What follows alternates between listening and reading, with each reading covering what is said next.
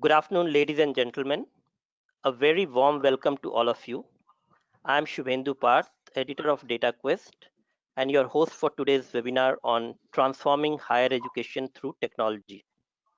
The webinar is part of the magazine's capacity building and information sharing initiative, where we bring to you experts from the industry to talk about technology trends, latest developments, and CIO challenges, as also how to training programs and strategy sessions. In today's session, we have with us 7 distinguished guests with a lot of experience in both education and technology sector. And together, we intend to explore and understand the impact of technology on higher education in the country. As you all know, while technology has always disrupted markets, business models, and the way things are done, the recent pandemic has ushered in an unprecedented level of change across sectors, including the approach to teaching, learning, and evaluating. In fact, the National Education Policy 2020 that was released in July amidst the pandemic exclusively talks about how the relationship between technology and education at all levels is bidirectional. In fact, the policy document also specifies the use of integration of technology to improve multiple aspects of education and how it will be supported and adopted, provided these interventions are rigorously and transparently evaluated in relevant contexts before they are scaled up. The document also proposes setting up of the National Education Technology Forum, NETF, with a mandate to provide independent evidence-based advice to central and state government agencies on technology interventions. So it's a pretty comprehensive document, except that in my personal opinion, I feel it falls short on the disaster management part, because the entire document, it's very surprising, doesn't mention cybersecurity threat and the role that NETF may play in enabling decision makers to be prepared for the future crisis like the current pandemic, including lockdown as well as the cyber attacks.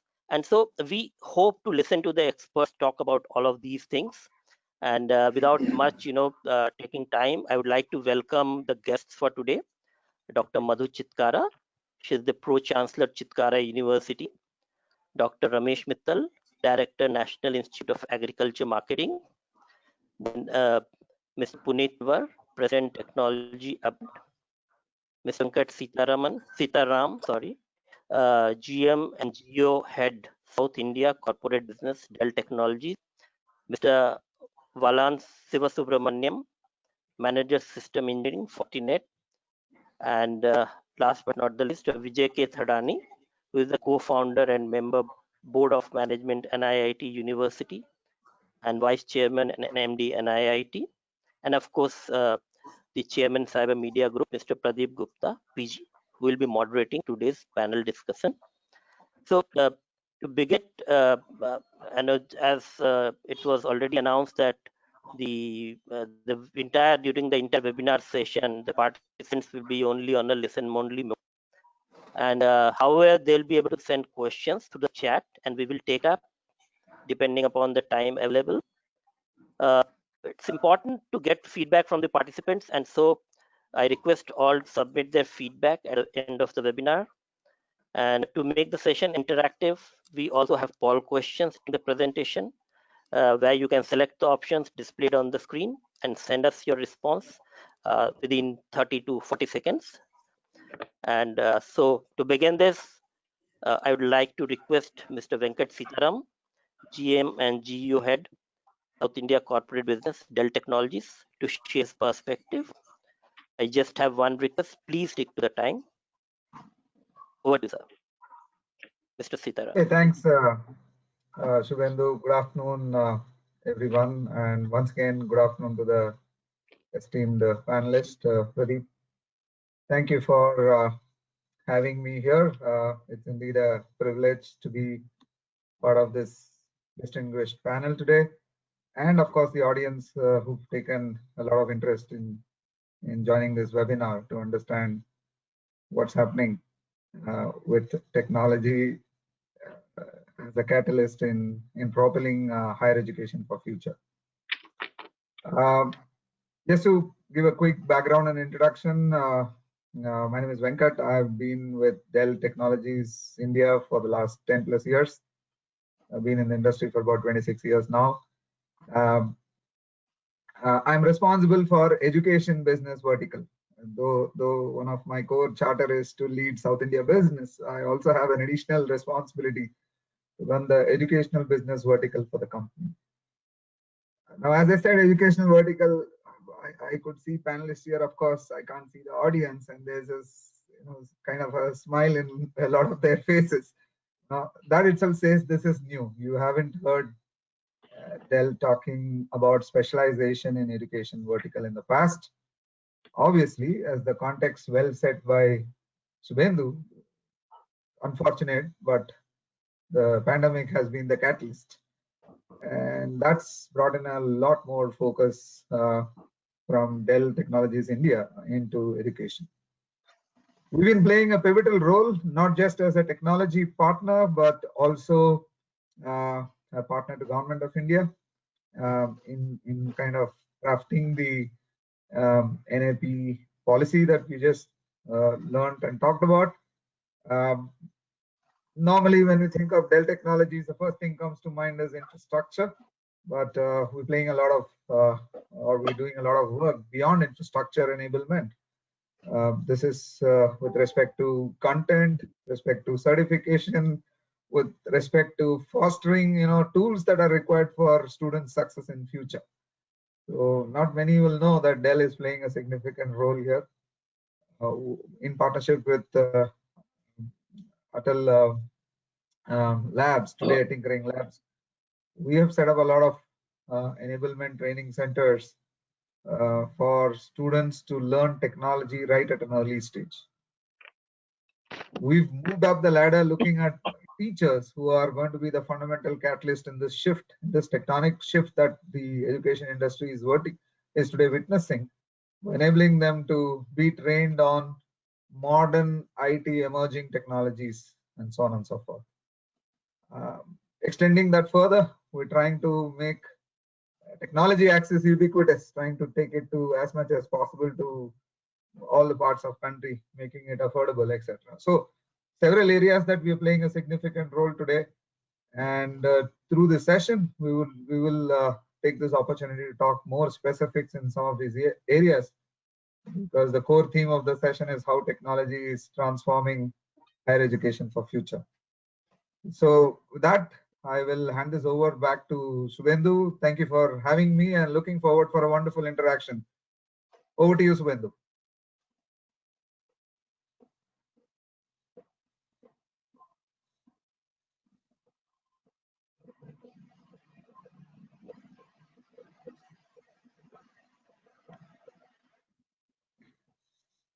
Subhendu, we can't hear you. Yeah, it's not audible.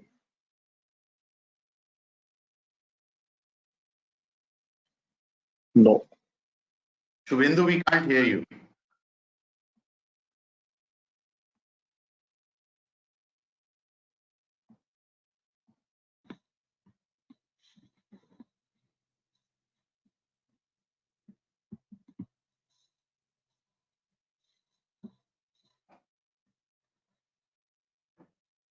While Shubhendu is setting right, may I also request Mr. Siva Subramaniam on Fortinet to kindly share his views about technology in this particular sector.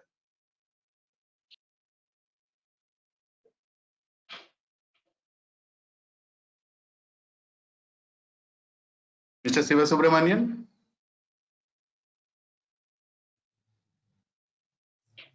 Hello.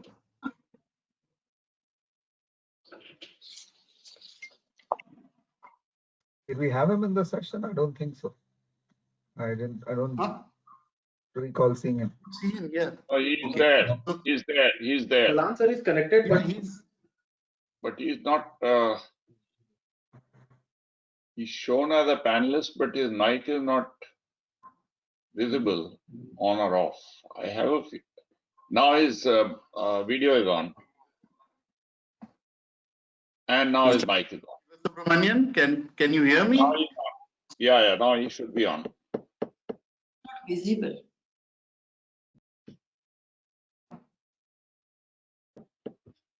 Mr. Subramanian, can you? There he is. हमारा ना पीछे वो आ गया. He is not audible. His mic is on, but he's not audible. What is that? Can I think his video is a testimonial for work gets done anywhere, wherever you are. Technology is the backbone for that. Actually, video is actually this goes on to show that video is not a testimonial of work done get everywhere. He's on video, but I'm still logged the work in. is ready. Can you hear me? Yes, Yeah. we can hear you. Yeah, I'm sorry. I've switched off my video because, as you were saying, and I'm really sorry. And we'd like to continue and invite Mr. Vallan Sivasubramanian, Manager System Engineering, Fortinet, to share his thoughts on the topic. So I did invite him, but I think he's also, I don't know for what reasons, but he's not able to, we can't hear him.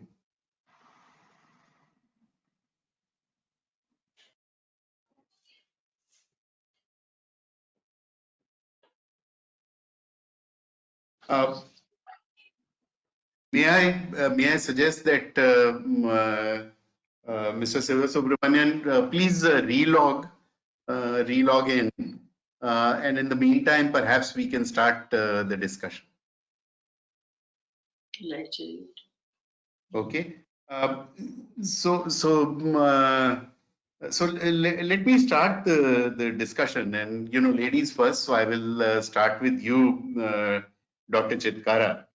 The pandemic happened and the face of education has changed, right? Campuses had to be shut down. People had to just work virtually. Professors cannot come to the campus, and therefore there is a complete sort of a transformation that has happened. What changed and what really, how was the industry prepared for it? What were some of the things that happened? Would love to share your views on that. Thank you, Dr. Thank you, Pradeep ji, for giving me this opportunity to be part of this esteemed panel. And I think I'm only from education, and I think Sir Vijay sir is also from education. So what happened in our industry, which you was mentioning, that what happened in this industry. So education, if you think this as an industry, all of a sudden, and it was, I think, responsibility of so many students were there on the teachers. And if you see the Harvard Business Review, and they say that 1.6 billion students were there, those who were to be attended by the teachers like us. And we at Chitkara University, we have just background of it, we have 2 universities in the north of the country. It is very near to very beautiful city of the country, Chandigarh. We have 1 university in the state of Punjab and 1 in state of Himachal Pradesh. So what happened was that when we got, after holy vacation, we got 1 week of a time to know that this may happen, that there may be a lockdown, because we were listening it from other countries, and this can happen within a week. So luckily for the last 4 years, we were into online and offline mode both. So we were preparing our professors for the MOOC classes, and MOOC sessions were there. So they were delivering their lessons, and the recording was also done. So luckily we invested so much in the technology and the digitally. If you see our university from day one, we are a digital university, and during lockdown we were the first university to get the e-lead certification in the digital campus. So that was not much a problem for Chitkara University, because you can say 80% of us, our teachers, were already in that online mode. and 10% or 20%, those who were very senior or those who were having some apprehension about the technology were not very comfortable. But within a week time, we all shifted from offline mode to fully online mode, and the technology was a great help to us, as mentioned, very truly mentioned by you, sir, that NEP also is mentioning, and during this COVID, NEP also was there, and education policy also said that technology will be a bread and butter of all the education institutions. So I think that was a thing where we were immediately, the only problem which we faced were, some of the problems were that students from very interior place, for example, Jammu So Kashmir. just hold on to that. I'll come to the student side of it in a while as my next question to you. But before that, let me just request Dr. Mittal also to share. And you know, engineering colleges, as Dr. Chitkara has said, are already digitized, are already prepared, and therefore it was an easy transition. Yours is an agricultural university. Uh, Perhaps you use digital, but the level of technology adopted by you would be lower. And more importantly, your external system reaching out to you would be less connected. And therefore, what were the challenges as far as you are concerned? Thank you, sir. As far as regarding to this education, before that I would like to share my organization is we have 4 mandates, not even 4, 5 mandates. One is like consultancy, research, training, education, and policy advocacy. So this is research and developmental organization and Center for Excellence, and based on the recommendation of FAO, it has been set up 33 years ago. And the inception report was prepared by IIM Ahmedabad. And you know, fortunately, we have not focused only education. We have focused all 5 sectors. You can say like 20% or 25% each in as per mandate. So now you'll surprise after this you know, lockdown and all, as soon as we came to know, immediately we have shifted, you know, we have one program that is postgraduate program in agribusiness management at par with IIM Ahmedabad. And immediately we have shifted that program, that is online program. And you'll surprise, based on the recommendation of this UGC as well as AICT, we have fulfilled all the requirement by providing you know, online classes, even internship, which is you know, summer internship, as well as this winter internship also, final placement also. So initially final placement has been done physically, like the students has been selected by the companies. But later on, the companies they have regretted. Some of the companies they have regretted to you know, join the companies for the students. So they said, okay, fine. Until unless we will not you know, ask them to go to the field, let them work through online only. So they have given the assignments with the salary also. So it is not like the free, they were working free. So it was very good experience from the student also. So by sitting at their home, they were doing a lot of assignments, that is for the HR side, for the marketing side, you know, from the IT side also, operation, finance, all kind of, you know. So they have given very good opportunity. And our campus placement is like, since last 20 years, it is 100% placement oriented program. And the average salary which is got by the student, that is 8 lakh rupees somewhere per annum. Oh, wow. Yeah, and and you know, like not only this, even examination we have conducted through online, and even we have prepared very nice report, that is agri-business potential around the world. So the 60 students has done very nice agri-business potential studies by choosing 60 countries. Okay. So for example, like, yeah, for example, like USA, what is USA is doing in agri-business? For example, in Africa, some more countries, what they are doing in agri-business, like for example, Asian countries. And you know, interestingly, we have very good connection with the Asian Productivity Organization, where I got this opportunity to to meet Mr. Shubhendu also because he was in Tokyo. That's Yeah, yeah. So we people are thinking, sir, this is opportunity. It is not threat for us. okay. So you looked at it as an opportunity. Right. Wonderful. Mr. Thadani, NIIT always has been a leader in technology and so on. So I guess you were also reasonably prepared, well prepared, I would say, for the changes that happened. How was the industry prepared, and what do you think are going to be some of the permanent changes that are now going to be there in the industry? Okay, so multiple questions in one. So let me handle one by one. Yes, thank you for your kind words. I can say the same for you and publishing, technology and publishing. I think we are as organizations in the same age group.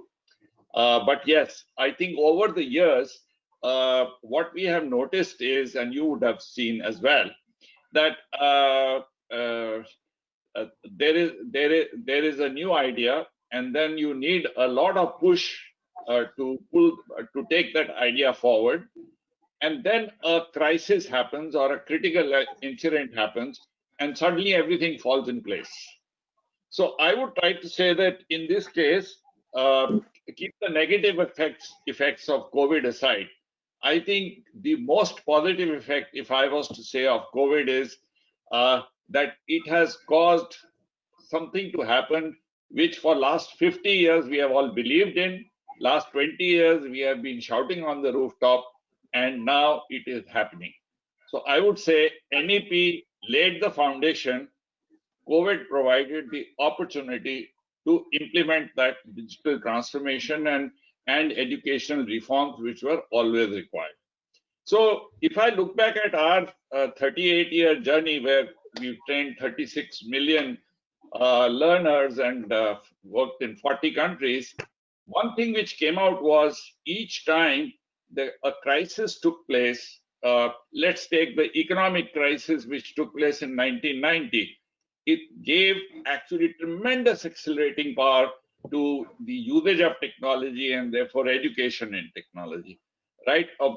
If you go one step before, even the 1980s, the birth of IBM PC itself was a very critical incident because it democratized computing, and that caused a wave in technology, or for that matter, the dot-com bust, Right. which again created another wave. So in this case also, I think this wave caused that to happen.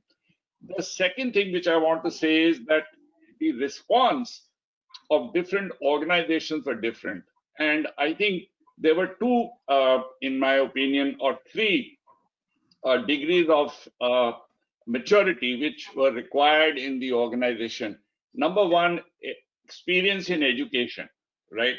So those who are experienced in education have understood, found that as a very, very positive thing. But just that didn't help because many of the formal institutions actually did not rise to the occasion as well. Right. The second were those who are on the technology adoption curve. The further you are in the on the technology adoption curve, the better are your chances. And third, how have you treated innovation? How have you treated experimentation? We found that to our advantage, in all these three aspects, we have done a lot of work. So in fact, the 14th of March, we started working from home, and all our operations shifted from home. 23rd of March, I think our NIIT University campus closed. But the very next day, NIIT Digital and NIIT University were on fully digital platforms. And the interesting part was that the full life cycle of learning, not just the lectures, the full life cycles of learning, whether it was learning, whether it was labs, whether it was projects, whether it was collaboration, whether it was peer-based learning, clubs, activities, you name it, assessments, everything was transformed. In fact, idea was to provide a seamless movement from the ambience in which we were working to the ambience we moved. And I must here compliment the government. I think the government and the policymakers have played an enormously beneficial role. I think the swift response of the government to allow flexibility, which used to which used to take ages to happen, in this case happened so swiftly. And I think government now actually government has come to realize that maybe it is good to trust the institution also, because they are in a position very much like if you remember, Mr. Whittle trusted the technology industry, correct? I'm discussing 30 years ago. So here in this case, I think MHRD has shown trust in the institutions and say, okay, folks, go and be flexible and apply yourself. And I think from here, a lot of good things will emerge. I'm sure we'll discuss more about it. Didn't want to take too much time, but our transition, I must say, no transition happens without hiccups. But we discovered another very important thing. Parent who was a silent observer in the education process all this while, whether school or college. A school's parent plays a slightly more role, but college is completely hands off. Parent is a very important partner in the learning process of the individual. So, that's a new learning. Yeah, let me take that aspect in my ongoing discussion. Puneet, your entire DNA has been digital, right? You are a new age ed tech company, but you are also working with the formal education system. Okay. So how was your experience in terms of the changes, and would you like to focus on what are going to be some of the permanent changes that have now happened in the educational system? Certainly. First of all, thank you so much for this opportunity to be part of this very esteemed panel. Thanks. So I think there are two main drivers which have changed the landscape quite significantly, and pandemic kind of act as an accelerator to a trend that was well underway, in my opinion. The immediate impact of the pandemic was that it created a need in first of all, we target primarily the higher education space, which is undergraduate onwards. So in that audience, we could see that there was a very heightened sensitivity of professionals, learners towards upskilling themselves. There was a high degree of uncertainty about where jobs are headed, are there going to be job losses, etc., which created a need where people re-examined their career and looked at whether they need to upskill themselves. So that need was created, it was accentuated, it was highlighted. The second thing that we saw was that people had a lot of time as they were working from home. We also shifted to working from home very, very quickly earlier in the year. We saw that people had time to be able to look at upskilling themselves, and any online opportunities for upskilling themselves became very applicable to them at that point in time. We also have seen that working from home is, for working professionals, it's leading to savings in costs because they don't have to commute. Many of our team members, my team members themselves, and my colleagues, they've moved from large cities where they were paying higher rentals to smaller scale cities. So as an immediate trigger, that created both the need for education, time for education, and also opportunities to have the right amount of investment they could make in that. So it became affordable for them to invest more in education. And as a result, we are, as you mentioned, we are an online player. So we are primarily an online business. We've seen a huge increase in traffic over the last 6 months. And we feel that it is here to stay because of the fact that once people have got a taste of online education, once they know how it works and they've experienced it, the trend will only accelerate. And I think the new education policy is something which drives it further by just giving it a very formal push to enable this to happen. As an outsider, my experience of organizations in general, beyond upgrad and beyond online organization, was that I would break the organization into three types of categories, which one would be pure bricks and mortar, for want of a better word, organization that had very little digital.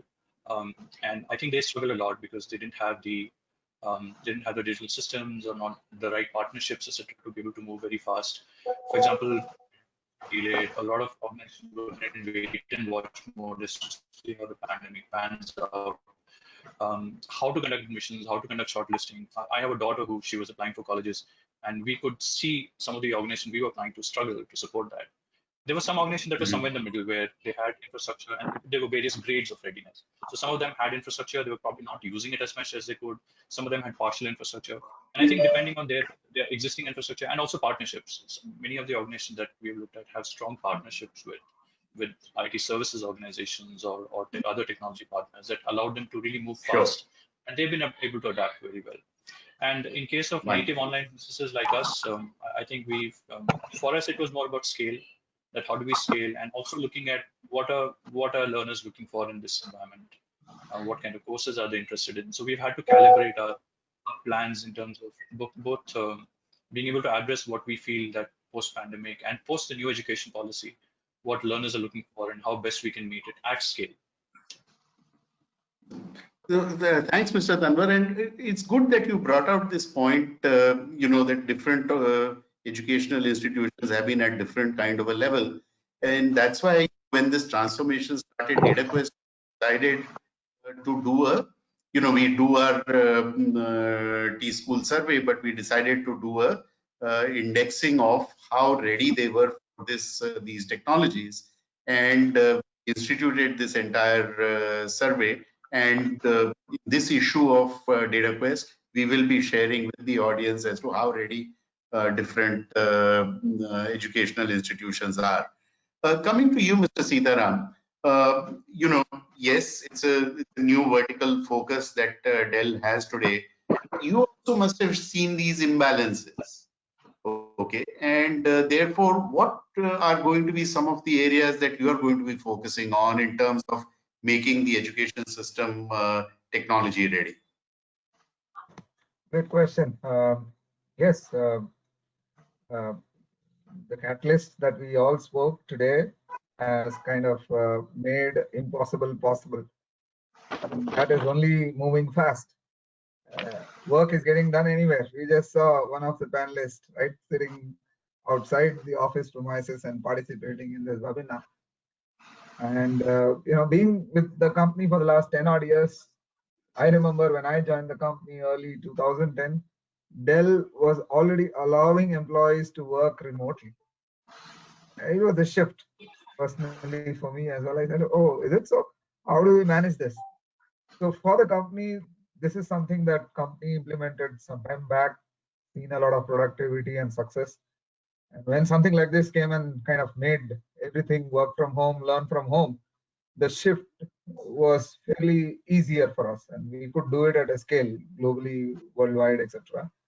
We brought those learnings back into businesses. We got those learnings back into educational institutions and help the institutions understand what steps do you need to take from the technology perspective.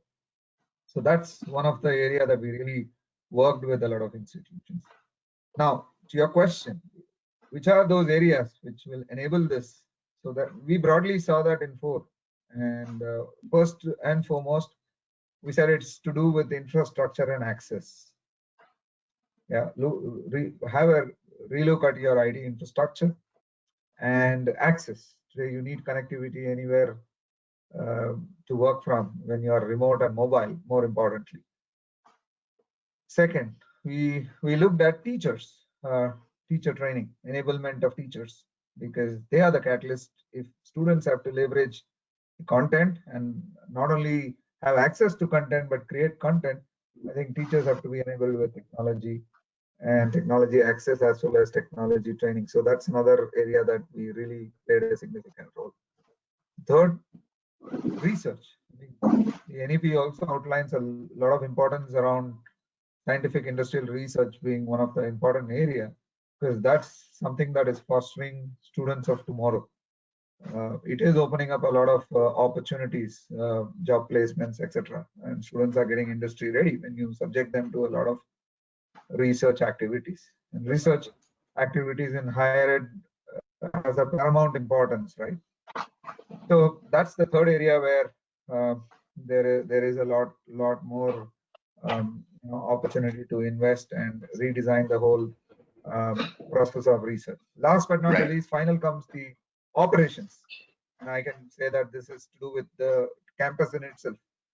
When things are back already to campus, a new hybrid kind of an environment has already evolved. Now we will see a set of students sitting in the campus. Maybe the faculty is also there in the campus. There are a few who are on video. There are a few who are somewhere sitting remote, maybe in rural location. There are a few who are sitting somewhere in some other parts of the country. So distance boundaries have already been, those barriers have already been broken, right? Correct. And I think these are 4 areas which we really saw, real changes coming in to move forward in this, new era of, call it a digital era, right? And we saw a lot of higher education institutions taking forward steps. Those, we call them as leaders. Those who realized that this is going to be the future have taken quick steps, as I heard from the other panelists as well. It was very interesting to know that they were very proactive. Right. And it's really helping them. Right? That's good. That's good. I'm glad that you put the entire process into these 4 buckets, and we will talk about these 4 buckets in my next section, which is there. But before that, Mr. Subramanian, I hope you are reconnected and you wanted to give some opening remarks. Can we have those? And my specific question to you is also that, in terms of the infrastructure that is required, what are your views on that? We have you. Yeah, good evening, everyone. Thanks for the opportunity, and sorry for the disruption from my end. I had a challenge in connectivity. I'm just connecting back through broadband now. Yeah, this challenges that we had seen during this COVID pandemic specifically. I represent Fortinet. Like from the technology standpoint of view, we were able to help organizations work remotely. Like challenge was to know how do we continue business working from home. So the solution that we had really enabled the customers who had initially used our solution, who had factored for 5-10% of remote workforce, they were able to get the entire workforce, 80-90% of them, connect from a remote and continue the business. So that is something, which as a technology provider we were able to help. And coming to the other part, like effectively utilizing the time and that we have during this COVID period, Fortinet decided to provide training free of cost to all the entire public, like whoever was interested.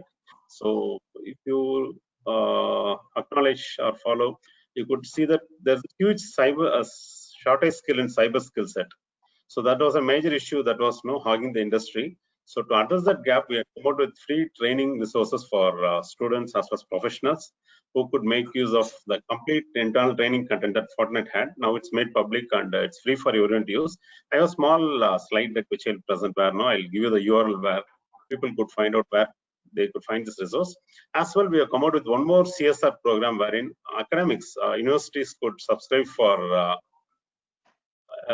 security academy program wherein they'll be able to set up the cyber security lab infrastructure within their campus so that they're able to train these students, give them industry feel, when they are just staying, like they could get prepared, or be industry when they come out. So that's what Fortinet was into. And if you permit, I could just do a small presentation right now. If I could share my screen.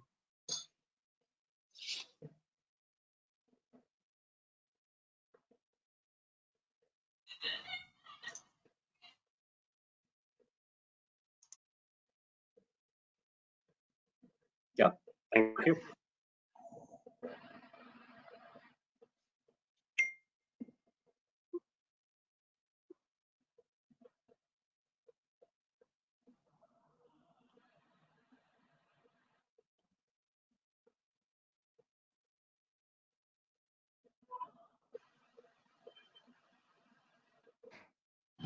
So hope you are able to see the screen. Before you start, Mr. Sivasubramanian, we run we'll do it after this presentation. Please go ahead. Thanks. Hope you are able to see the screen. So Yes. this is a solution offering. I'll just talk about the current challenges that we see in the higher education, the environment that we have, and how Fortinet intends to address this. So today, this is the market trend. And in this specifically, I would like just to touch upon, if you could see the number of hours today students spend online with their devices. It's almost 140 plus hours. We are talking about 168 hours in a week, and almost majority of the time you could see people are connected. I believe people who have their teens and kids at home will agree to this. When I have a college going kid, and it's very tough to see them missing their sleep and being hooked onto their gadgets. So in fact, that is a ground reality. And people today, you see are using at least 2 devices to connect to their campus network.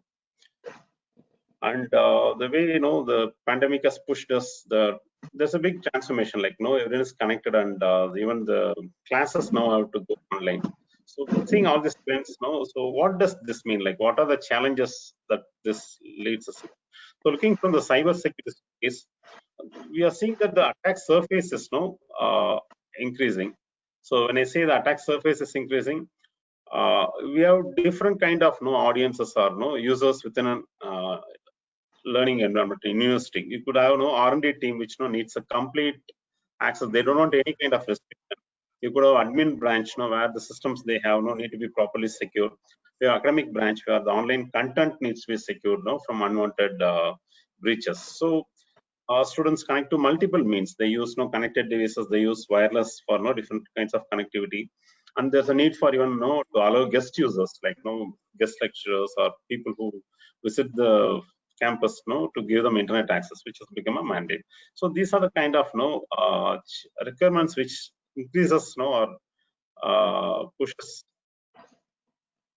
Right. And what this leads to is, for hackers, this is a very apt environment for them to breach the network and get away with whatever they want to do. So how do they do that? So predominantly, if you look at in this environment, explicit content is a major challenge, and malicious URL using which people could make someone click on a link or take away the data from the system, or multiple attacks like phishing attacks. And also there's authorized, unauthorized access, like to take away the data. There is that the what does it impact? Who are all impacted and what really it could lead to. So if you are looking at who are the hackers who are really targeting this info, predominantly they are doing this for financial reasons. They could take the data, blackmail the university institutions to pay them money to safeguard the data, or if not, they may leak it online. That's the kind of threat that we are seeing today. And there could also be nation states looking at IPs. Basically, whatever research happens in these institutions, so these nation states will be keen to take away, and maybe they will be filing or stealing away with IPs. So that is a targeting. From where the threats come, these are the sources from where we see them. And how these threats are delivered to the environment is primary medium today uses email. Email is the medium through which majority of these attacks are targeted towards students and faculty. Objective is to take away the personal identifiable information, so that this data could be sold on the darknet for monetary benefit. And what is the impact for institutions? There could be reputation loss, there could be financial loss, and research content, whatever they have spent, multiple years hard work could go away. So these are the challenges that we see, and effectively addressing them, the cybersecurity challenges, we need to take care of all these aspects. So we need to look at new threats that are coming up, how to manage them, and even managing bandwidth within a campus is a major challenge. Like majority of the time, end up scenario where people are not able to get proper internet speed. So these are all the challenges that we see today, and typical way of addressing these threats and challenges. How do we really decide like what is the amount of infrastructure that we have to get proper performance, and how do you guarantee proper connectivity to your audience within the campus? So there are multiple technologies today that is available today. It could be an antivirus solution, at the endpoint as well as at the network. It could be a firewalling solution which could have a access restriction at the policy level. You could have LAN access controls, like the way people connect to their Wi-Fi. You could have username, password authentication. You could enforce two-factor, and there could be web filtering. Decide which sites users are allowed or not allowed to visit. So there are multiple technologies allowed. Today that could be implemented in a campus to enforce security. But the challenge is having these technologies deployed. It makes things complicated to manage. So for a university or system, if they go for a point product, which ideally they would have gone at different point of time, managing them becomes a very big challenge. So the answer is not to find a balance. So how do you provide security at the same time, manage these complexities? So the solution that we look today should give broad visibility. Like the person who is managing the IT infra should know what's happening, who is doing what at any point of time, and what was the new evolving threats are there. They should be able to effectively protect. As well, there should be a proper architecture which scales as the campus grows. And also, if there's any compliance requirements, like the solution should address those aspects too. So the approach from Fortinet is any solution that you deploy should all be integrated. They should not be point products or pieces in a silo. They all should be integrated. The technology that we have, it could be from different vendors, products are capable of speaking to each other.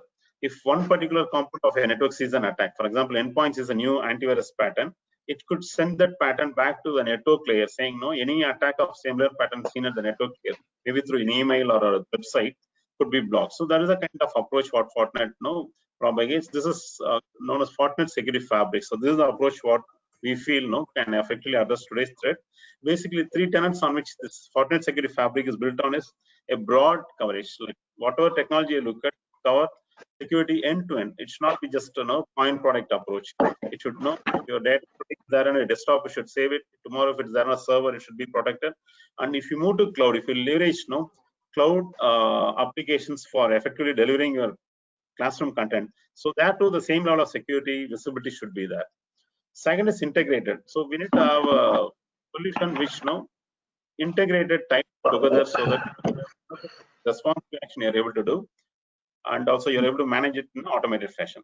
So this is the approach what Fortinet believes using which you'll be able to address the threats that are there today. And these are different segments using which the overall solution that we have is grouped. First is called zero trust network access. So whoever onboards or connects to your network, you just validate them properly, treat them as a hacker or an external party who could cause a threat. So properly identify them for allowing access to the network. Then at the network layer, implement security. So have a security driven networking. And when you go to cloud, just don't believe that cloud service provider will give you the security. So whatever security needed for the application, just you need to take care. Maybe cloud service provider will give you the availability part of it. The confidential integrity has to be taken care by the end user, maybe the institution. When you port, you should factor in or think about security. And today, artificial intelligence is there. You could just know the speed at which threats are evolving and the speed at which you need to respond. So today, this technology is available wherein you could make use of it. So you could automate the responses, both detection and responses. And also there's an alliance ecosystem where multiple vendors, the solution may be from different OEM vendors, but they all could cooperate and operate as a single integrated stuff. So this is the architecture that we have. So wherever the data is there could be secured, and Right. it could be updated from our update services. I think I've taken enough time, I believe. So finally, I'll just touch upon the two training, content which I said it's really available for public, which people should make use of. So I'll just quickly touch upon. So this is the training content which I said today is available for anyone. So with their email ID, they could register, create an account, and get access to the complete training content, which will train a user. Maybe just for awareness sake, if you want to get trained, you want to know what kind of threats are there in detail, and maybe about the phishing attacks, what type of attacks are there, how to effectively prevent you. You could do initial levels of cyber awareness training program, which is available. Or if there is someone who wants to take up a career in cyber security, an engineering graduate, right, who want to specialize in this, want to do. There are different levels where they could put themselves and then effectively get trained, and this may help in their career growth. So this is one part. The second component which I talk about is called FNSA. It's a Fortinet Network Security Academy program, which is meant for institutions to set up cybersecurity training programs within their own institution. So this Fortinet is doing as a CSR activity, as a corporate social responsibility. We are just giving away, free security gears, meaning 10-15 lakh worth of security software, which could be used to set up a cybersecurity lab within the institution. And Fortinet also provides exam vouchers, which typically will cost $400, both for faculty as well as for students. So this is a very good opportunity, which I will encourage all the institutions who are here and to make use of, so that the students and faculty be prepared with. Thank you. Thanks. With that, I'll just finish my presentation. Thank you very much, Mr. Sivasubramanian. You are indeed right that with so many different contact points, there are increased vulnerabilities in the entire system, and I'm glad that you have this special offering for the education sector. And that brings me to my first poll question, to the various attendees who are essentially from various colleges. The first poll question, can we have that? The question essentially is, are you prepared for the next wave of digitization? Yeah, definitely. Sorry, before that, there was another poll. Can we have the previous poll, please? Can we have the previous poll and then this one, or let people answer this one also? Please select, are you prepared for the next wave of digitization? Highly, reasonably, somewhat, or no?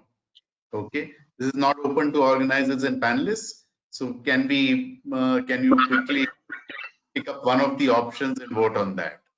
Okay. Can we have the other quick poll also? Team, can you just put the security related poll as well? We will talk about both the answers.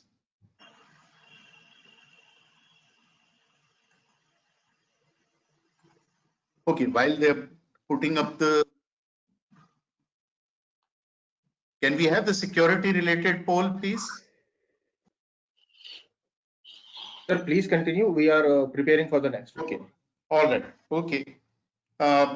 So now, let me come to specific technologies, and technologies have impacted, as all of you have talked about, whether it is enrollment, whether it is acquisition, whether it is customer discovery, whether engagement, fulfillment, assessment, hiring, in each and every area, technology has made an impact.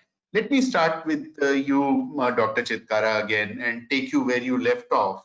That, in terms of the entire teaching area, what are some of the technologies that you're seeing emerging, and what are some of the transformations that are taking place in this, the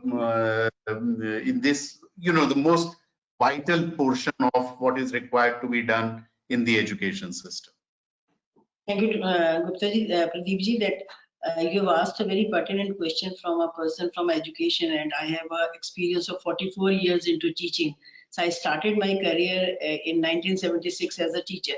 So I have seen so many phases of education shifting from the last education policy now to national education policy, and seen so many changes. So if you see that COVID-19 is now, we all know that it is here to stay. And even after an effective vaccine is found, it will continue to be with us. And we know that it has affected all aspects of life.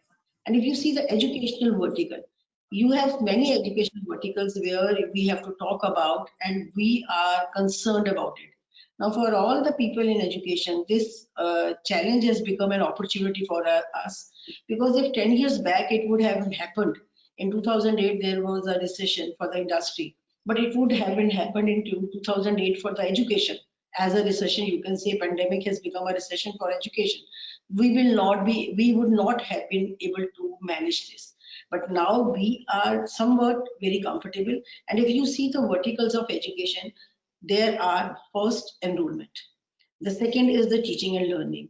The third is the placements. Next is the industry oriented research. Then the innovation. Then internationalization of education. and management of finances, last but not the least. So now we have to take care of all these verticals of education. We have to work on it. And as you have mentioned that what type of technology in education we have used or what should have we done. So I think if this is a opportunity properly used, the future will be an era of technology driven higher education. And one positive outcome of the lockdown is the acceleration in adoption of digital technology, and this can upgrade the education system as a whole, both for the students as well as for the teachers and as well as for all the stakeholders. And I think one of the panelists talked about the parents. Now, parents have come into our teachers' bedrooms. So they are looking at them. They are seeing that how the technologies are given to our students, where previously it was not possible. So now if you see the school education, you see the higher education, every parent is part of that learning of the student with them. So they can see now that how, so it means there's a great challenge for education industry to prepare ourselves for the new normal. So now for that, I will give you some examples which Chitkara we have done in Chitkara University. So we switched various platforms. We switched to Google Meets, Microsoft Teams, Zoom platforms, and for this, for the continuous learning of the experience of the students. Then we organize various virtual events. I will tell you one example that we have a very strong international tie-up, and we have associated with 165 international universities. And every year we used to have a global week where all the professors physically coming to our campus to deliver the one module to the students. So that was a good practice, and we used to say that it is our best practice used by Chitkara University. Now what they did, we are very thankful to those international partners that they had taken the special sessions, same pattern, same module virtually. So we were able to do that because of the technology used. Now for the industry, we were attached to more than 650 industries where the placements are done. And I'm very proud to say that in Chitkara, we have 100% placements. Reason being that we are connected to the industry where we have the board of meeting, management meetings, we have a board of studies meeting. The industry is coming and giving us the help to say that you can change your curriculum, keeping something in your curriculum so that when the students are coming to the industry, we have a startup system. So that all was to be taken care, and for that we upgraded our library.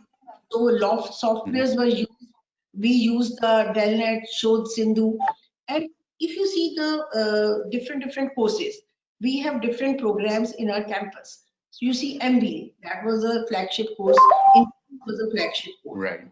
Took the platforms and we took those apps where that was a great help to our students, and we partnered with AWS. It was an Amazon school where we talked about it, that how the curriculum is to be made and how the cloud computing and the virtualization. So that was the need of the hour for all education institutes to do. Thank you. Wonderful. Let me come to you, Mr. Tanwar. Dr. Chitakara talked about, how technology has been used in terms of, teaching and so on.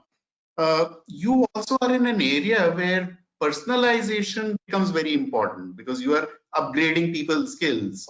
Okay. And one of the challenges of education has been that, there are some auditory learners, there are visual learners and so on.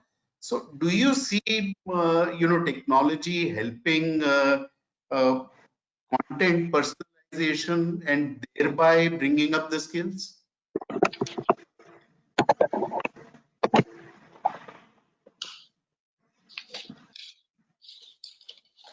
Sorry, you are on mute, I think.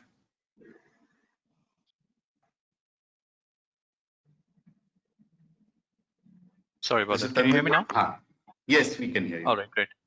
Yeah, so certainly personalization is a really important part of what we already do in many forms, and there's going to be a focus for us going forward. So we look at learner needs in the form of accessibility. So, which means that they should be able to access learning on any device they have, right? Because the differences in level of affordability of devices, the learning platform should be really lightweight and easy to use, works in various kind of network conditions, etc. So we have to make sure that we are able to cater to build a lightweight enough platform that works in different types of conditions, that caters to different types of audiences, right? So this is one form of making sure that we are able to cover a very wide range of users. And then personalization is actually a huge uh, area of focus for us, which begins very early. It starts from the point of where somebody's trying to figure out, what do I want to do in my career, right? What exactly do I want to do in my career counseling, etc., and helping them choose the right programs. So the capability to be able to provide that data-based guidance of, with your background, with your skill set, and with the outcomes that you're expecting, what is the right program to us. So we do take care of that, and we have many items on the roadmap that will take this forward. Then the actual content itself. So we get a very wide range of learners. So for the same course, we get learners who have, say, 2 years experience to like 15 years experience. Now the outcomes they're expecting are very different, and their needs will be very different. The way they study is very different. So while there is a standard program of learning, that kind of interventions and support they need, somebody may be expecting a job transition. So maybe somebody may be just looking at it as a managerial aid, and not really at a job transition. So what kind of support we provide them through that journey will vary. We also have mentors who are supporting learners by getting into looking at how well they're doing, supporting them, getting into a call with them when they need to, and making sure that they have a support from somebody who's watching out for them and is making sure that they're successful. So these are various forms of personalization that we already have in the platform, and we'll are you continue to work on. planning to use AI for helping this entire process, capture a whole lot of data and use artificial intelligence? Totally. So I will not trivialize this problem. It's a very complex problem to solve. That how do you personalize the learner's experience by using AI? So it's a really complex problem to solve. We are taking some steps to move in that direction. So in certain areas, we have implemented AI. For example, we have one of the things that we really focus on is to make sure that learners get the right outcomes that they want. So we measure ourselves as an organization by how successfully learners are getting outcomes they want. Did they get the career transition they wanted? Did they get the career confidence they want, etc.? Right. So we actually have a career portal where learners can apply for jobs and recruiters can post jobs, and we are using AI to make sure that the best matching jobs are available to learners. So the jobs that are visible to learners or in an order, then they're really customized to what their background is, what their skills are, and what kind of program they're doing. So this is just one of the examples of where we are using AI. There's a lot of scope of using AI and ML to personalize course content, but it's a tricky problem to solve. It's not a very easy problem to solve, and I'm sure we'll continue on this journey. Okay. All right. Before I ask you the question, Dr. Mittal, we are now ready for a whole question on security. So can we just flash that question, please? So again, this is not open for organizers and panelists, but may I request the audience to pick up one of the 4 replies which are there in terms of comprehensive security approach.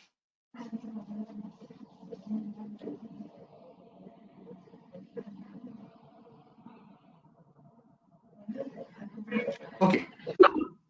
Can we come back to the panel and Dr. Mittal? Yes. We talked about enrollment, and I would like you to focus on enrollment, especially because in your case, your enrollment is with not just the India, but more with Bharat, right? So what are some of those enrollment challenges that you face and how you are using technology to solve those enrollment problems? Yeah, absolutely right. Our like nomenclature is Bharat. And as you have rightly said, agriculture, most of the people, they think we are not technology savvy or, not IT enabled or something like that. But now things has been changed. as I already told you, we people are addressing consultancy, research, training, and policy advocacy also. As a part of this incubation center, right now, Agriculture Ministry has 29, incubation centers which are set up across the country. And due to this COVID, this enrollment was the, very, very challengeable. In the March, the situation has been started, and it was very difficult to enroll the incubatees, especially for startups and idea stage people across the country. But credit goes to this technology and IT enabled, services. It has happened. It has happened basically. So the registration has been happened over there, and all application has been invited through this IT related applications, and selection has been done. And you will surprise, this virtual incubation centers are working across the country.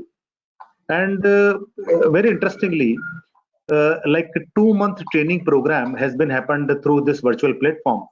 And earlier, the last year, it has happened through like in the physical shape only. So the incubatees were coming and staying in the campus, and lodging boarding was provided to them. Mentors were, again, they were visiting. Chief mentors were also addressing to them. But now, no one was, physically available. Everything is online basically. So by using many kind of applications, apps, websites also. So we are also working on this virtual incubation center, and you will surprise, last year in agriculture sector, more than 300 startup has been developed across the country. And out of 300, like 59 has been developed from my organization. And the one workshop further regarding to this agri logistic and other has been organized in Delhi, and the result was very encouraging.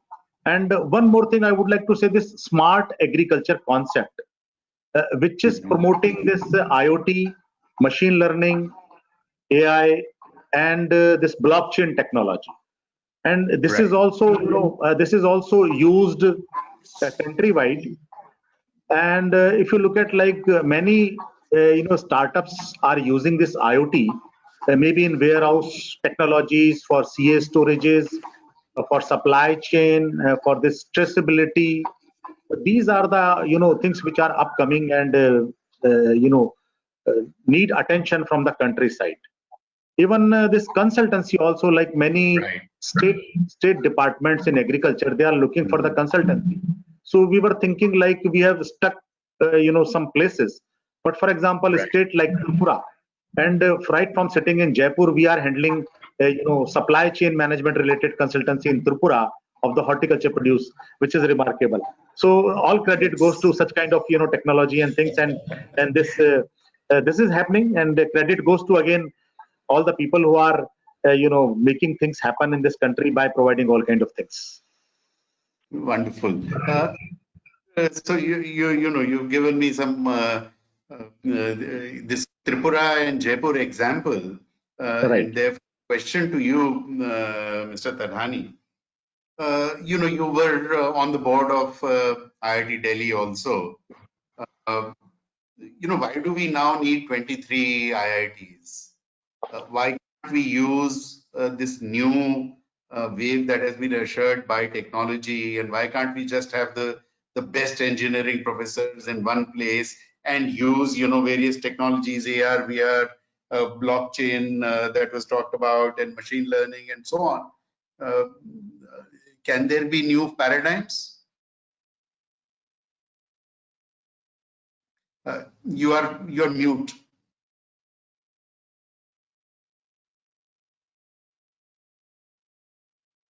One has not Yeah. perfected despite all best efforts.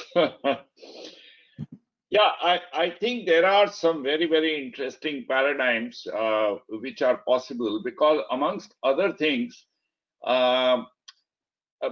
what I'm trying to say is that the pandemic, frankly, has changed the rules of the game. And if you look at the new transformation, which digital transformation is happening, I'm sorry, but I come from an IIT, but I'm not necessarily saying that next time when you rank, universities and when you rank educational institutions, you should be ranking them by the same set of guidelines and rules that you have been doing so. Currently, there are a bunch and they are all well respected. I think an additional dimension which should have a very important role to play is what is their ability to adapt themselves using technology, and how fast are they on the adoption curve, how fast are they on the innovation curve.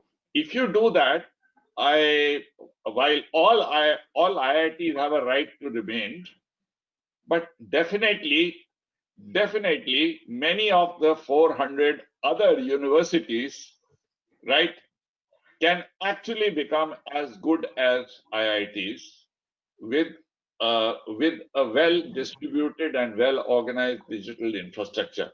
So I'm not saying IITs should be replaced, but I think even in the national education policy, the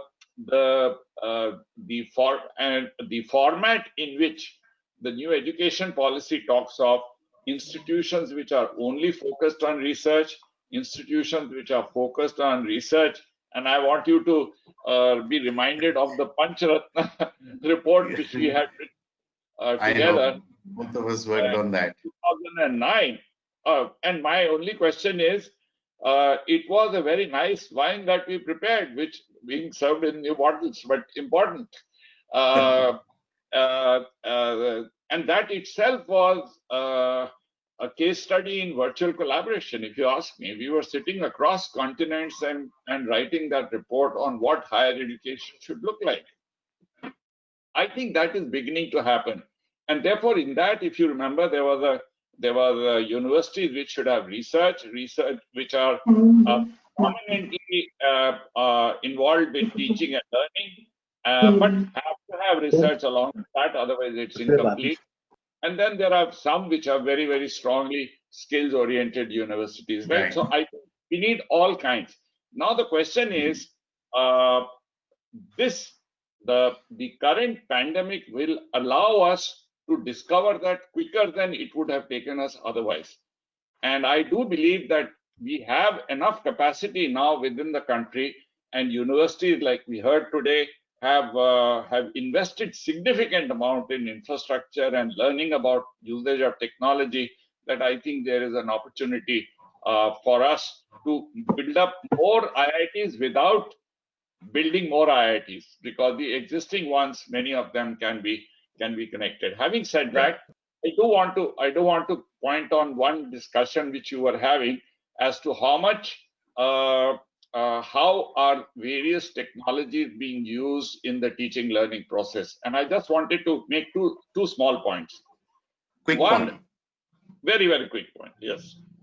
One, I think we should consider each of these technologies as tools in a toolbox, and how pedagogically you pull out the right tool for the right stage and use it in the most effective manner will determine the success. And what is success is equal to learner effectiveness.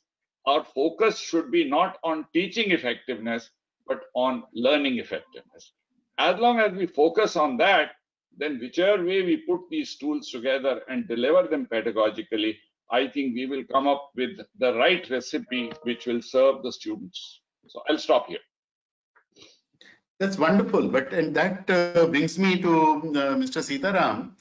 You know what the earlier speakers have said, and especially what Mr. Thadani talked about just now. You know, Dell always works on cutting edge technologies and so on. So how about bundling an education offering, putting together something which directly then starts, you know, teacher's computer, student's computer, and so on. So, you know, what are your thoughts on that? Absolutely, I think you picked it up very correctly. Move forward. We are already entered into a human-machine partnership era. So some of our systems that we are building, have those built-in AI features. We are integrating some of the softwares which are very, very useful for the students to quickly get going. It gets bundled before we ship from our factory. So that makes it easy, right? Content can be easily consumed, it can be easily accessed as well. So that's pretty much on the cards. Some of our latest systems have already started coming inbuilt with the 5G fabric. It's called as a digital fabric. It's a new digital fabric. What it does is wherever you are, it enables those, connectivity challenges that you have otherwise traditionally faced, that is overcome with this fabric. Multiple data streams, a lot of data can be just run, and you will see it far more efficient. So it makes the overall experience very, very, I would say, interesting, and it kind of enriches the digital experience. So Dell is really investing in this. On a different day, we'll be more than happy to share more details about what we are doing in various areas. This was one of the device. We do a lot in the cloud. We do a lot in the security. We do a lot in the data center side as well. So there is something that if one can put everything together, I think we believe that we are that one edtech partner that absolutely. Yeah, put together a complete transformation sort of a product and make that straight away available. It would be a great sort of a thing. So thanks for that. Coming to you, Mr. Sivasubramanian. One question that very often people ask is about, the public cloud or the private cloud or a hybrid cloud. So what do you think is, in terms of security and so on, what do you think is the best kind of a technology solution for the education sector? Oh, that's great. So the ease with cloud adoption is there, wherein people could subscribe for the service and get their services onboarding. Is the easiest part of it. But during this process, one aspect what customers miss out, or institution miss out, is they assume that when they port their application to cloud, the security is taken care by the cloud service provider, which is the case. So the cloud service provider will take care of availability, will ensure that the servers are up and running. But whatever data that is going to reside within the application, it is the onus of the custodian. When the customer should take care of the security. So normally customer assumes that, right? They delegate security part also to the service provider. So that's where we see a lot of breaches happening. Data easily getting breached when they go to cloud. So customers should take necessary security measures, like when they host it on their own premises, whatever security measures they have, the same kind of security should also be there when they move the data to cloud. So that is an aspect I kind of emphasizing. Thank you. Wonderful. So we have 5 more minutes left. So before I go to my last part where I'm looking for some sharp comments from you on the NEP, can we share the result of the 2 polls that we conducted? Are we ready with the replies of the 2 polls? Okay, so all of the above. So essentially, I think people are saying that there has to be a comprehensive security approach. We should look at the device, the type of threats, and therefore there should be a automation in terms of the security architecture. Okay. Can we also have the result of the other poll that we had conducted? All right. So interesting.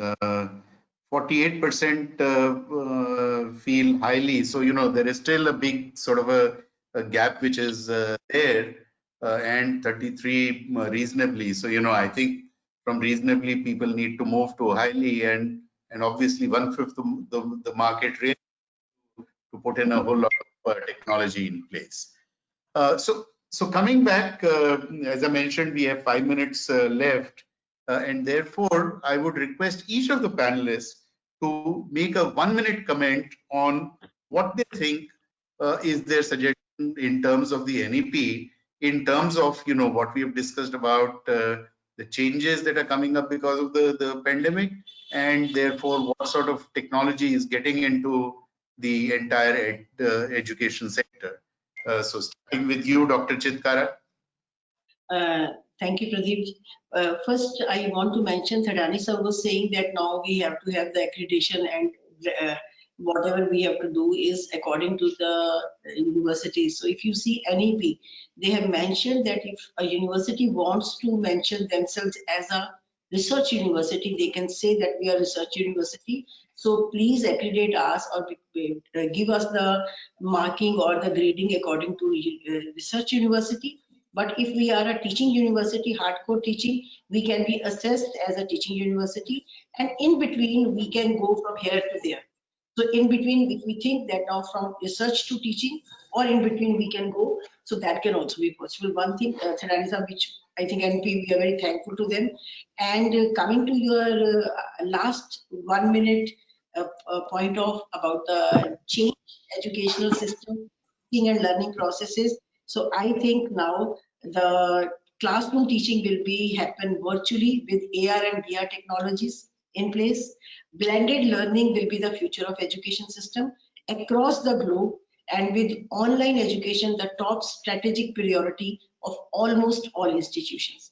So augmented and virtual reality will be the primarily the technological tools which somebody was mentioning. There will be a toolbox where we will be talking about augmented and virtual reality, and that will be used for laboratory demonstrations and hands-on learning also. So I think that will be a change. Okay, let me change the order a bit. Let me request Mr. Sitaram to comment on. Yeah, I think the NEP quite outlines digitization tools that are required very well.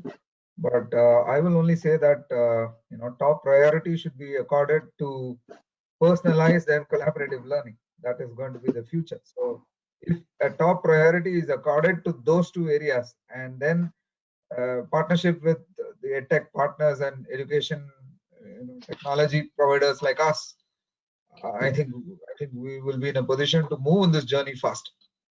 I just want to leave that suggestion. Great suggestion. Absolutely great suggestion. Seva Subramanian, earlier, Mr. Shubhendu Parth, when he was talking about the NEP, he said it has been silent on security. So, do you have any advice as to what should be there in terms of security? Yeah, my input would be like in the interest of the speed of change, we should not miss out whatever is there. Security should be incorporated, and what we had planned to adapt, we shouldn't do it at the cost of what we had built. It should be on top of it. So we should preserve whatever we had, and we should add on to the new. I mean, there are instances where people change and then they realize that they made a mistake. They want to come back to the old infra. For example, from on-prem to cloud, when people migrate, there's a lot of interest. But once they move to cloud, then they feel insecure security issues or even the cost issues. Why they want to come back to their old setup. So they should not abandon the old setup. What is there? On top of it, whatever we want to add on, we should build. So that's what I will say. Security should always be the priority, which will help the entire initiative. It's a successful one. Thank you, Dr. Mittal.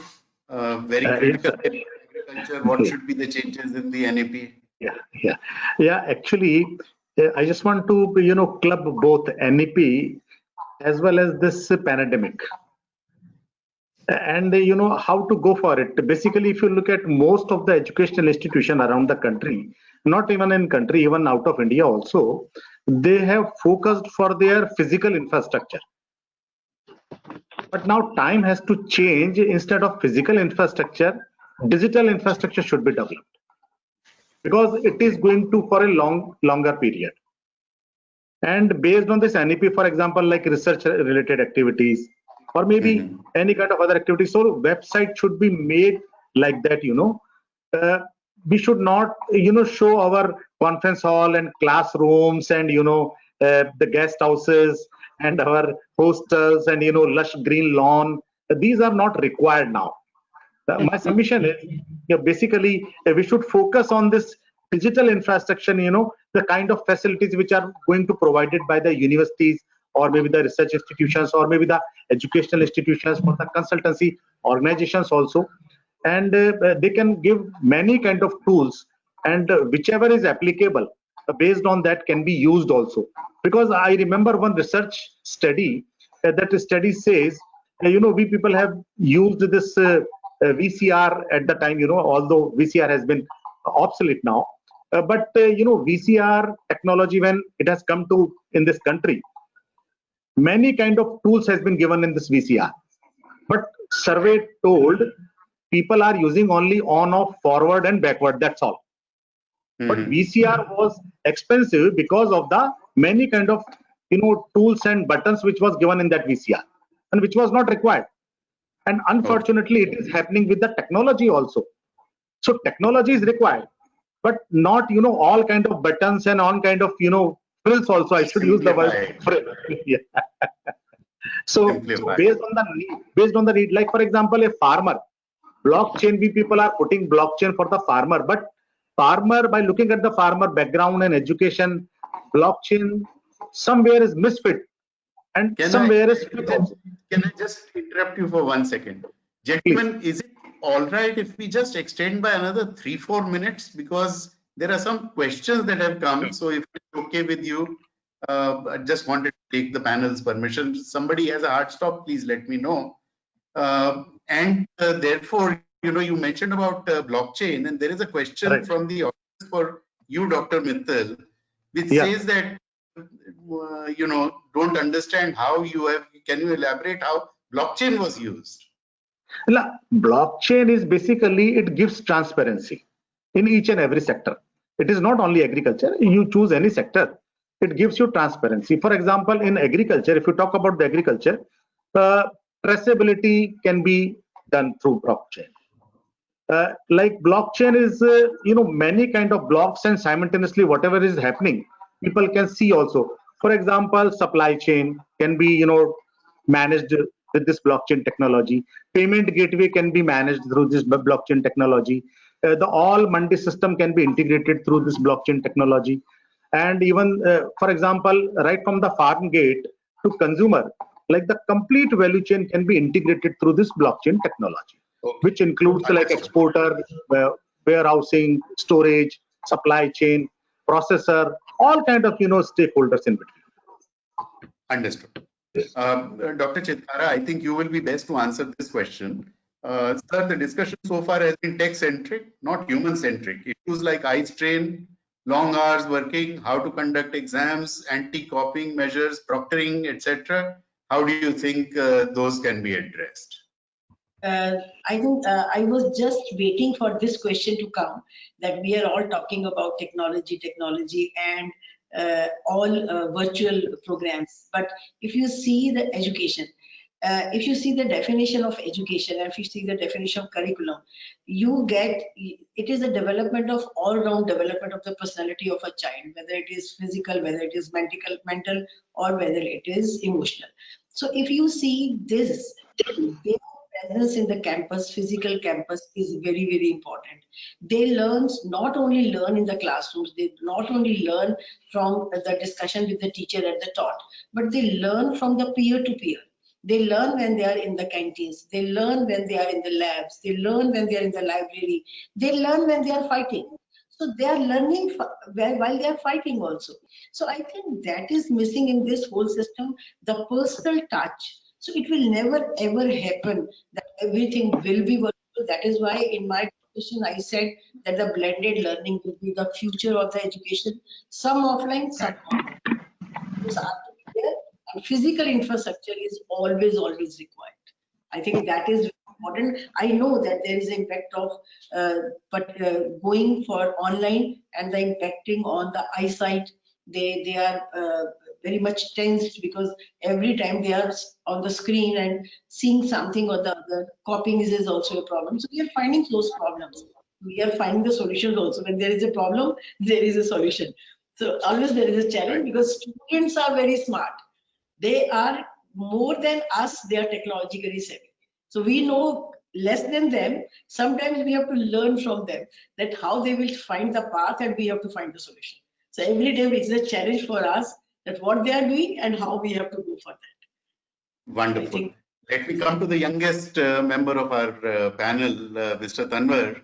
You can answer this question as well as then give your concluding remarks about the. Who's the oldest member of the panel? All are young. Mr. Vijay Thadani is the oldest member on the panel. I'm coming to the youngest member, which is Mr. Tanwar. I thought you were discussing youngest members. Yes, I was talking about the youngest members. Yeah, so Puneet, Age needs a new definition as much as education does. Right, I was right, about right. to also say that, but in terms of EdTech, he's probably the oldest member on the panel. Yeah, but Mr. Tanwar, we have students who do not even have a smartphone. Okay, and I'm sure the skill learning, you have people coming from all over the country, right? So we have students who do not even have a smartphone. Question is that most online classes happen through Teams, Zoom, Google Meet, etc. So how do you balance that? Yeah, so I think that's a difficult problem to solve. And in fact, I think Dr. Ramesh was absolutely right that one of the things that we have to do as a country is to give infrastructure a really strong push. I think the new education policy and the growth of online is in some ways democratization of education, where somebody sitting in the remotest corner of India will have access to education, which they just can't dream of right now. Too many implications of going outside, costs, living in another city, and gender-based issues as well in terms of moving out of where you are.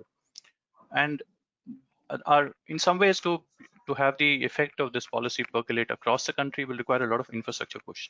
So I think it'll be really great to see if we can have some drive towards building infrastructure, which gives both in form of devices. This will probably be very happy news to Venkat's ears, but I think we need good, strong infrastructure, both in terms of devices and in terms of connectivity. Without this, I think the total effect of what we're trying to achieve as a country will not quite be as much as we expect. Wonderful. And Mr. Thadani, you have the last word. So your first question was about to do with NEP and what should the government be doing right now? I think they should continue to allow flexibility and experimentation, because I don't think anyone has the solution, whether forget pure online, but even for the blended environment. Because as I said, we have a toolbox of multiple technologies. While I completely aligned with Puneet that we can improve our infrastructure, and that will always be the case, we have to play with the cards which have been dealt to us. Fortunately, they are good cards. They are not bad cards. Why? Because 89% of the country has access to technology. 11% don't have. I agree with that. And connectivity may be a problem, ABCD. I'm surprised that we ran a full session and be able to hear everybody right through, which doesn't happen. But I think what we have to say is, how do we pedagogically design our educational systems that we take the existing resources and work within them? I come from a technology industry background when we used to export software at 9.6 kbps, right? So if that was possible, I'm sure many things are possible even with a phone. That's one. For the industry, for the policymaker, I would say follow the policy of let not 100 flowers bloom, but let 1,000 flowers bloom. Because I think the education sector in India has a right that in the new paradigm to lead thought leadership. See, today, after so many years, not one IIT is in the top 100 when it comes to QES and other rankings, right? Not that we are anyway inferior. I would like to say it's our graduates who go and become deans of these universities. So the important question is, I think, how do we redefine the framework of education in a manner using the capability that we have. Remember, we are the largest educational laboratory in the world. Nowhere else in the world do you have so many boards with so many different methodologies and so many different ways and so many languages all coexisting and still working like an orchestra. Sometimes out of tune, but by and large quite a bit in tune. So if we are able to do that, then I think we have a right to lead thought leadership in this area. We should use this opportunity to leverage NEP. And I think NSTA for the National Education Technology Forum that has come along with recommended by NEP is a great platform for all experiments to come alive, and from there we define this thought leadership paradigms. I think if we use the NEP as a force multiplier, right? COVID has given the opportunity. NEP one more time can give us that opportunity for thought leadership, and I think we should drive towards that. And all organizations, all institutions, all the work that is being done by each institution, each provider, I think is of great importance. And I couldn't agree more with Shubhendu. Security, we should not underplay. I think we have Mr. Siva Subramaniam also saying something close to that. We should not underplay that, because that's indeed a very high vulnerability area for educational institutions. I just wanted to. Thank you. And we also plan to put together whatever we have discussed over the last 1.5 hours, or I would say 1 hour 40 minutes, and we will present that to the NETF.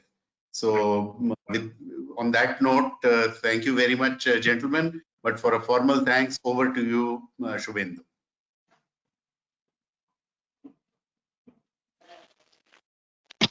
Thank you, PG, and I hope I'm audible now. And I'm really sorry for the disruption I caused because of my system crash. But that's the peril of technology, and we have some good, some bad. And I'd like to especially thank all our speakers: Dr. Madhu Chitkara, Dr. Ramesh Mittal, Mr. Vijay Ketadani, Mr. Puneet Tanwar, Mr. Venkat Sitaram, Mr. Valan Sivasubramaniam, and of course PG, for making it such an interactive session and walking us through both the technology trends impacting the education sector and the needs and dynamics that are leading to technology innovations and solutions. And thank you, Dell Technologies and Fortinet, for supporting this technology session. And on behalf of Cyber Media and Data Quest, I'd also like to thank the participants who joined us today. I'm happy to inform you all that today's webinar will be available as video on demand on the Data Quest YouTube channel for you to watch it again and share. And with this, I'll call it a day. But please don't forget to share your feedback. That will make us better. And this will be visible when you disconnect from the webinar. So stay safe, stay at home, and of course, keep reading Data Quest. Thank you. Thank you. Thank you for the opportunity. I look forward to meeting all of you sometime, somewhere. Yes, sir. Over to Physically. all of you.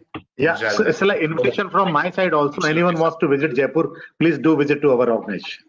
Chandigarh also, beautiful city. Nimrana is right in the center. We Come go over. from Thank you, Puneet. All of you. Thank you very much. Very Thank nice. you. Thank you very much. Thank you very much. Thank you. Very interesting and pointed discussion. Thank you. Thank you, Pradeep, for leading it. Thank you. Thank you very much. Thank you all of you. Next question, PG, for question for age-wise, who was senior and who was junior?